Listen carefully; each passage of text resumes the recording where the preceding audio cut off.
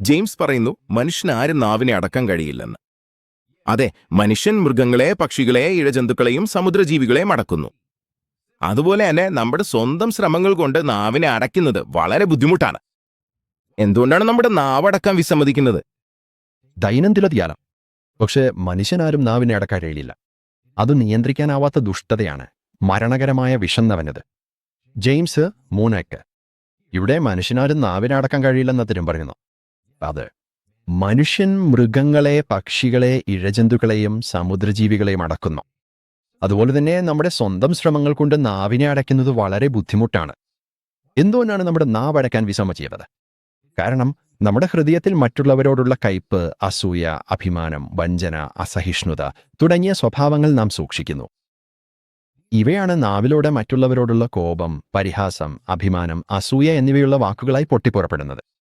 അയ്യോ പാമ്പുകളുടെ തനപുളെ, നിങ്ങൾക്ക് എങ്ങനെ കഴിയും? ദുഷ്ടരായിരിക്കുമ്പോൾ നല്ലത് സംസാരിക്കാൻ കഴിയും.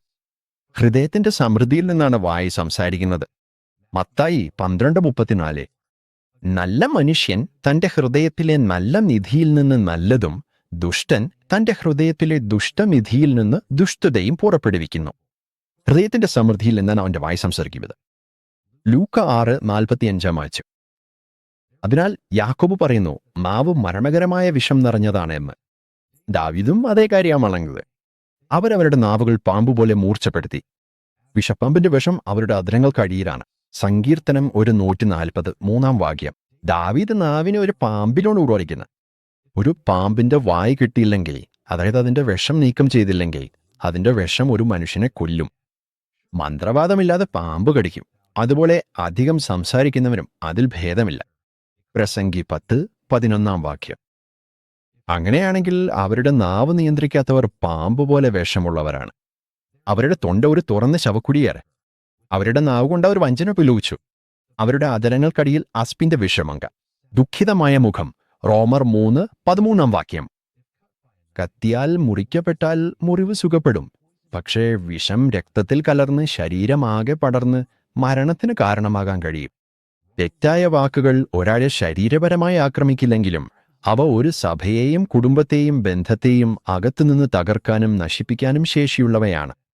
അതുപോലെ തന്നെ നാവിൽ നിന്നുള്ള വദന്തികളും അപവാദങ്ങളും പോലുള്ള വാക്കുകൾ ഒരാളുടെ പ്രതിഷ്ഠയും ഹൃദയവും ആത്മാവും അദൃശ്യമായി കൊല്ലാൻ കഴിയും.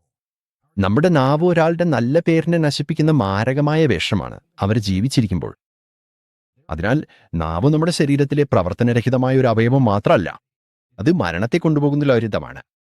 അതുപോലെ തന്നെ ഒരു വാക്ക് നമ്മൾ പറഞ്ഞാൽ അത് പിന്നെ തിരികെ എടുക്കാൻ കഴിയില്ല. നാവിനെ നിയന്ത്രിക്കുന്നത് പുറത്തുനിന്ന് അകത്തേക്ക് പോകുന്ന പ്രക്രിയയല്ല, അകത്തുനിന്ന് പുറത്തേക്ക് വരുന്ന പ്രക്രിയയാണ്. നമ്മുടെ രക്ഷിക്കപ്പെട്ട ഹൃദയങ്ങൾ മാറ്റം വരുമ്പോഴാണ് നാം സത്യത്തിൽ നമ്മുടെ നാവിനെ നിയന്ത്രിക്കാൻ കഴിയുന്നത്. ദൈവവചനം നമ്മുടെ ഹൃദയത്തിൽ നാം സ്നേഹിച്ച് സൂക്ഷിക്കുമ്പോഴാണ് മാത്രം നാം ദൈവവചനത്തിലൂടെ ശുദ്ധീകരിക്കപ്പെടുന്നത്.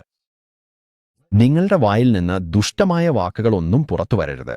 പകരം കേൾക്കുന്നവർക്ക് കൃപ നൽകുന്ന വിധത്തിൽ ഉന്നതിപ്പിക്കാൻ നല്ലതായ വാക്കുകൾ മാത്രം പറയണം. എഫെസ്യർ 4:29. കർത്താവായ യേശു ക്രിസ്തുവിന്റെ കൃപയും ദൈവത്തിന്റെ സ്നേഹവും പരിശുദ്ധാത്മാവിന്റെ കൂട്ടായ്മയും നിങ്ങളൊക്കെയും കൂടെ ഇരിക്കട്ടെ. ആമേൻ.